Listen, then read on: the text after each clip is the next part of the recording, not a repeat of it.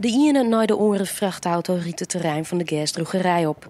Grutte gasbulten liezen kleer voor de verwerking. Het budget voor de werknemers dat ze extra lange dagen draaien moeten. Dagen van 12 uur binnen geen uitzondering. Het lekker druk. Daar ben ik blij mee. Ja, dus we klaaien net. We bellen nog geregeld boeren. Dus we kunnen het volop doen. De boeren binnen hastig. Nog deze mannen met al het gas van het land. Of het nou wie het is of net. Nou, ik denk dat het komt omdat het eind van deze maand maar de boeren net meer, niet het eind van deze maand, maar de boeren net meer injecteren. Het waar wisselvallig.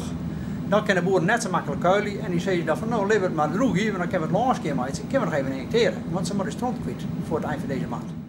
Van de 10 gasdroegerijen die het Friesland hier binnen er nog maar 2 uur. Boeren hebben er net een soort verlet meer van. Ja, het wordt helaas minder dingen omdat de boeren breiden uit. Het werd er uiteindelijk als vorig jaar te weinig ruwvoer produceerd hebben, dus te weinig ruwvoer beplaten. Dan geven ze makkelijker de krachtvoer aan dan zelf krachtvoer produceren.